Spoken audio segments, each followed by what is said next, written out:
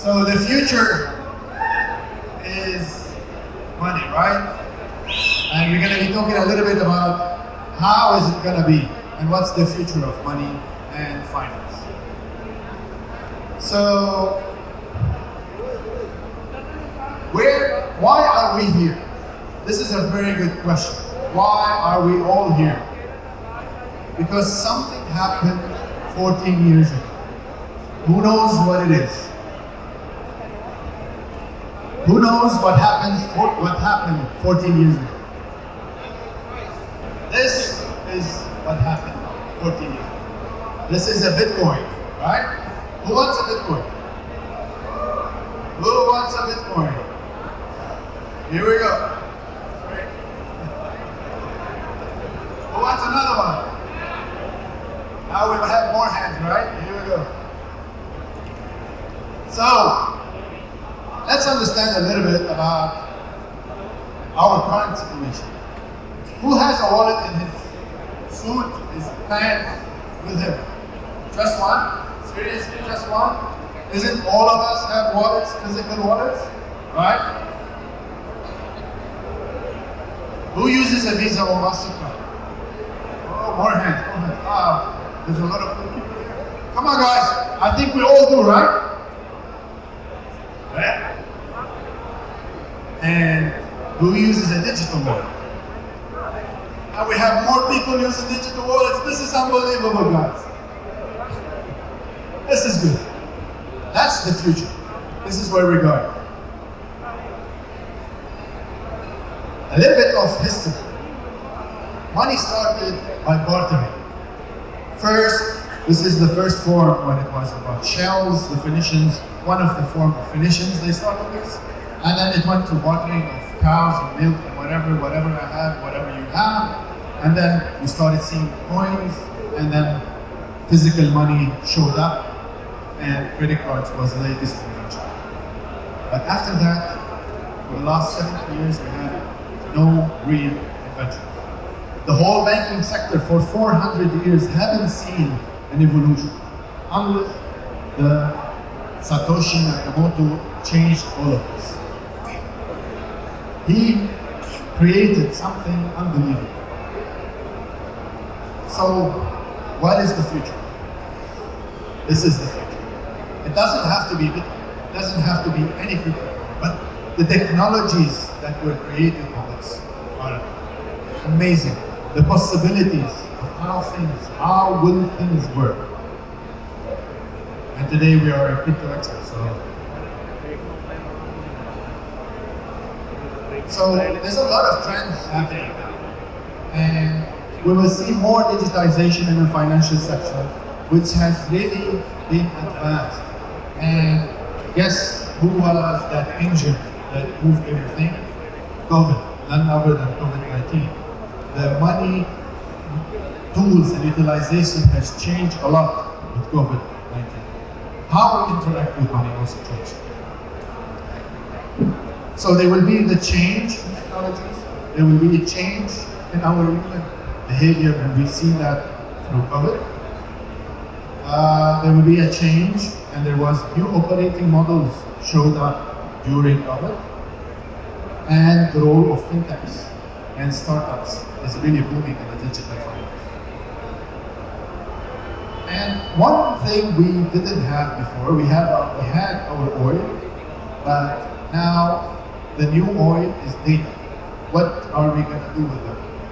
What are we going to do with all of that data generated on top of the blockchain, the currencies?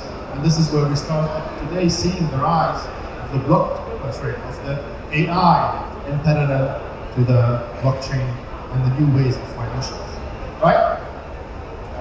Who heard here of ChatGPT? I guess all of us, right? So that's the next evolution of how we deal with machines. Couple that with blockchain and cryptocurrencies. So 95% of consumers have at least one change to their lives during COVID. And this is huge, 95%. So technically, most of you here as their behavior changed during and after. We've seen a rise of 343%. Those numbers are huge. Those numbers are behavioral changes. Those numbers we have not witnessed them in our history. 70% coming from as work or not from home. They prefer to work alternative other than home and offices. And 47% are cutting cost of travel. And people not choosing to travel anymore. So we are witnessing a lot of changes. In 2022 alone, 500 billion plus of new investment in alternative digital finance happened. This is a huge number. Again, this is innovation. It's creating new startups, creating new ideas. Things are changing. Now we're starting hearing about other topics. All our current banking is called closed banking because nobody can interact with it. There's some innovation in some countries, and the leading one is in London or in the UK, and they started implementing open banking. You've seen new regulations happening in UAE and new regulations happening in Saudi, as in the last 6 months, very fresh. But where we want to reach is the next level. Open finance, where we can join all of the banks, all of the data, across all of the merchants and have them all part of one network to create something called open economy. And this is where we are going. Financial data available everywhere we go. We can interact with it anytime we want using any application. It doesn't have to be any more application specific. Your data in the bank will be not publicly shared, but available for all merchants to interact for a certain transaction.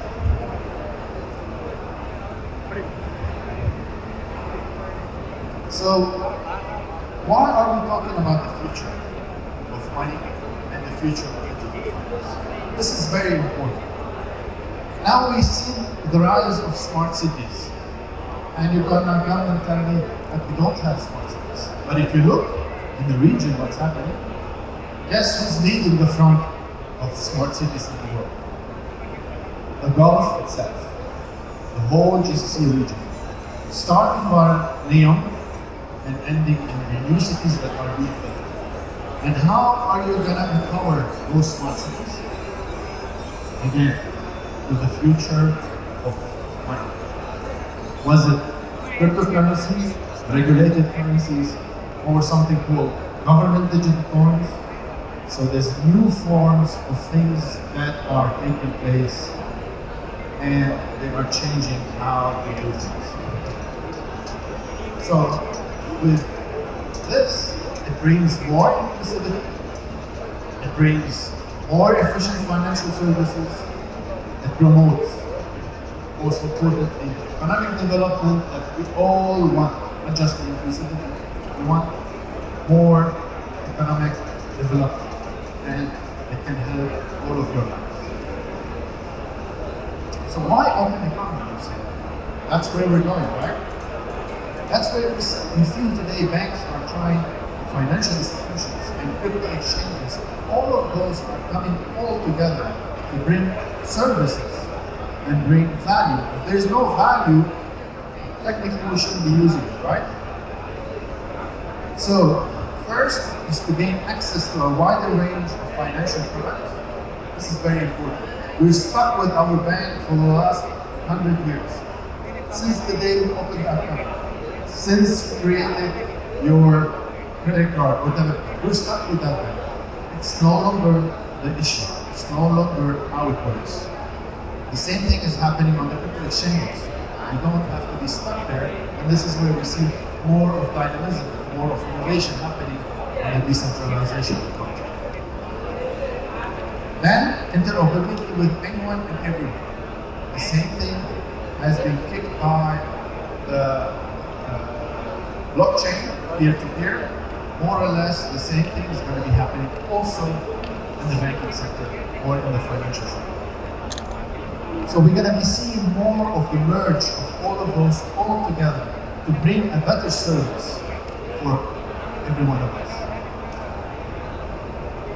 To have greater control over their data, and this is where analytics, data analysis, data scientists, artificial intelligence, machine learning are starting to see or to be implemented in organizations all over.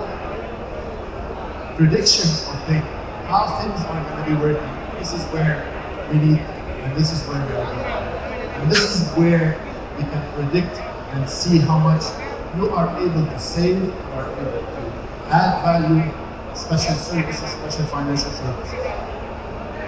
Also to engage their finance and empower better financial decisions.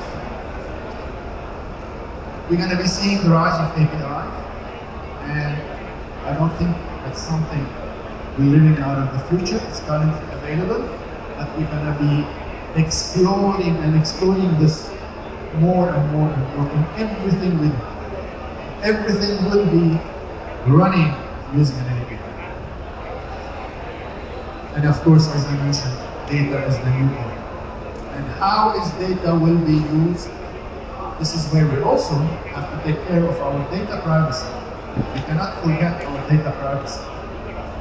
We cannot surrender all of our data. This is the role of government, this is the role of organizations, this is the role of all of you also being part of this, because we cannot surrender our data like that. But as we said, data is the new one. Look at the social media aspect.